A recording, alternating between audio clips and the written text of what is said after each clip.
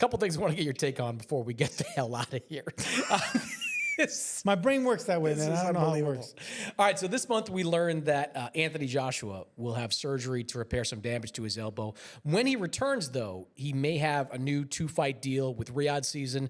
Eddie Hearn confirming talks with Turki Al-Sheikh about a new deal with AJ. Among the names being mentioned for AJ's next fight are Jarrett Anderson and Dillian Whyte. And of course, everyone is wondering if Tyson Fury will return to the ring. What do you think of the idea of AJ returning against either Jarrett Anderson or Dillian Whyte? Depends which one he's going to come back with. Because I think if he comes back against Anderson, it's going to be tricky. Because Joshua still has maybe one big mega fight, hopefully against Tyson Fury, left. But Jarrett Anderson could ruin those plans. Because Anderson, we expected him to do better against Bakole. But he got knocked out. But he bounced back. I love when fighters bounce back within a matter of months. He didn't let a year pass by wallowing that, oh, I didn't get knocked out. There's another Olympian. No, he got back. He got another He didn't get win. back that quickly. He got knocked out in August. He came back in late February. He did not look good. But that's less than a year. All right, but he didn't look great in that fight either. A lot of people came away from that fight against Kolias thinking that, maybe Jarrett Anderson, still some residual effect from the Bakole He got fight. back, man. He didn't wallow in sorrow. He licked his wounds and got back up there. I don't care how much he struggled. Actually, him going 10 rounds is going to benefit him in his next fight. But I like that. That means he's still hungry. He still wants to reach the highest levels of boxing. He still wants to fight the best. So I think Anderson is going to be a tricky fight for AJ. So I wouldn't recommend him to fight him first. Dillian Whyte, he should fight first. Even though Dillian Whyte is on a scary trajectory right now. He's on a run right now. He's winning some fights. He deserves that fight. Dillian Whyte's on a run right now. But he's already been beaten by AJ. So there's familiarity right there by Anthony Joshua. So if you are going to take those 2 fights, go for Dillian Whyte, who's long in the tooth. He has momentum, but you already been in the ring with him. You felt that power. So go after Dillian Whyte, which I love that fight at this stage of Joshua's career.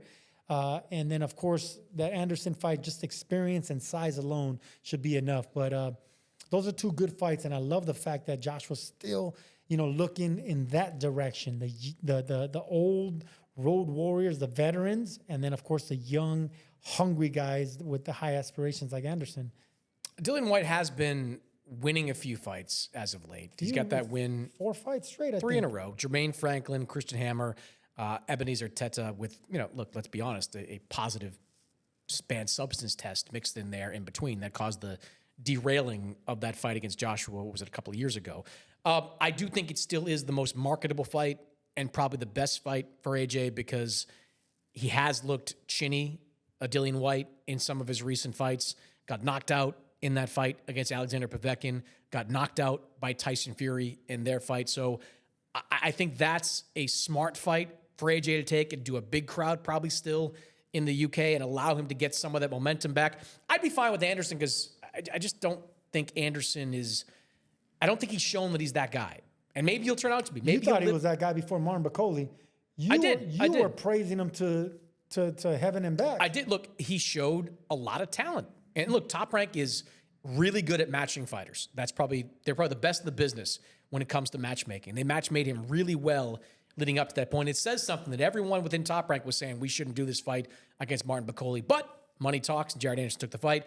And I don't know what has changed in Jarrett Anderson since that fight. Like, how much did that knockout loss take out of Bakole? Look, he got a win, you're right, in his next time out, but he didn't look good in that fight. So I didn't come away from his most recent win thinking Jarrett Anderson's back, let's put him right back into a big fight. So I think if AJ went that route against Jarrett Anderson, that'd be a pretty good fight for him too. The question, of course, is when or if Tyson Fury comes back in the picture. I mean, we all thought Tyson Fury was coming back a couple of weeks ago.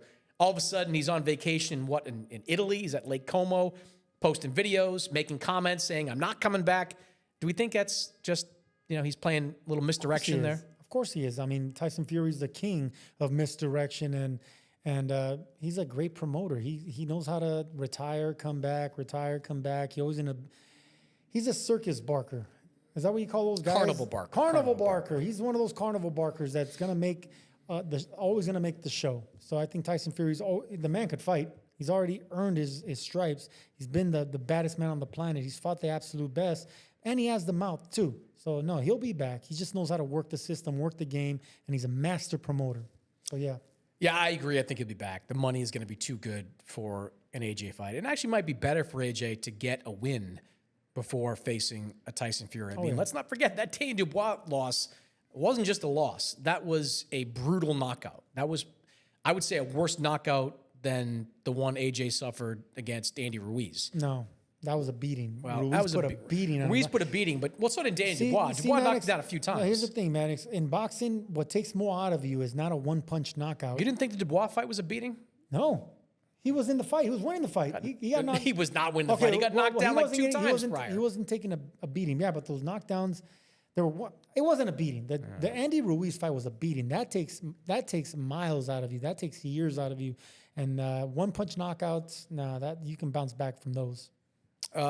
We can agree to disagree. I thought the Dubois fight was worse for AJ, both because of the punishment he took in the first 5 rounds leading up to the knockout, and then just getting flattened with that one shot. Going down face first, it's tough when guys do that. At this point of your career, in your mid-30s, after already being knocked out, this many fights as a professional, yeah, Anthony Joshua only has maybe 2, maybe 3 fights left. He better make the most money he can.